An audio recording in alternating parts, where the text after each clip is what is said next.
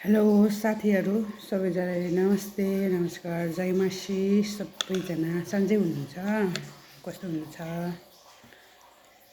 आजको मेरो खाना चाहिँ अन्डा अनि मकैको हरियो मकैको सँग अन्डासँग भुटेको अनि काँक्रा खाएको है साथीहरू सबैजना के गर्दै हुनुहुन्छ। यो मोटापन घटाउनु धेरै गाह्रो रहेछ हो घटाउनु।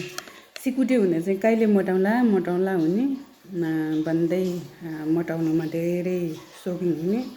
मोटो भएपछि घटाउनु धेरै गाह्रो हुँदो रहेछ। मोटो भएपछि फेरि काम गर्नु यति गाह्रो हुँदो रहेछ साथीहरू सिकुटी छ भने चाहिँ खुसी हुनु है।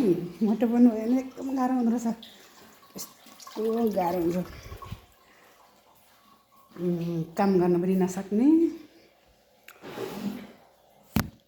अलिकति काम गरेर अलिकति यसो उकालो सिँढीहरूमा चढ्यो भने स्याहाउने कस्तो गाह्रो हुँदो रहेछ। उभिएर 1 घन्टा जति उभिएर काम गऱ्यो भने जिउहरू सबै दुख्ने क्या साथीहरू। मोटाउनुमा चाहिँ राह्रो नगर्ने बरु सबै साथीहरू हाम्रो चाहिँ सिकुटी नै राम्रो हुँदो रहेछ। बरु पहिला सिकुटी हुँदै राम्रो थियो, सजिलो हुन्थ्यो। कहिले मोटाउला भन्दै यति थाहै नपाइकन यति धेरै मोटाएको रहेछ।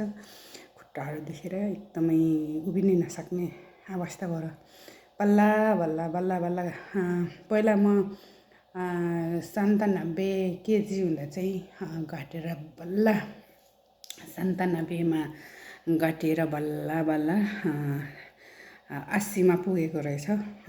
खुसी लाग्यो। 17 केजी चाहिँ घटेर रहेछ भन्नुभयो रहेछ साथीहरू। अनि म चाहिँ यसरी खाँदैछु अहिले अन्डा र अनि मकैको हरियो मकैको दाना अनि काँक्रा खाँदैछु साथीहरू।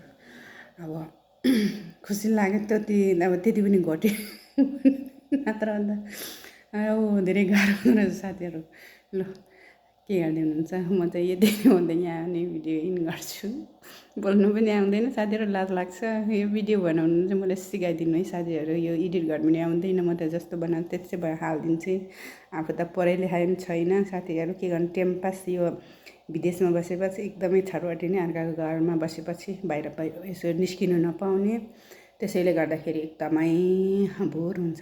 यसै गरेर म चाहिँ यसो सानोतिनो भिडियोहरू बनाउँदै हाल्दै बस्छु साथीहरू। के गर्दै हुनुहुन्छ भन्दै माइन्ड नगर्नु होला। मन परेमा हेर्नु होला, सेयर गरिदिनु होला, लाइक कमेन्ट सब्सक्राइब गरिदिनु होला। म त आउँदिनँ बोल्नु त। ल साथीहरू फेरि पनि नमस्ते नमस्कार जय मसी। म पसङ लामा शेर्पा।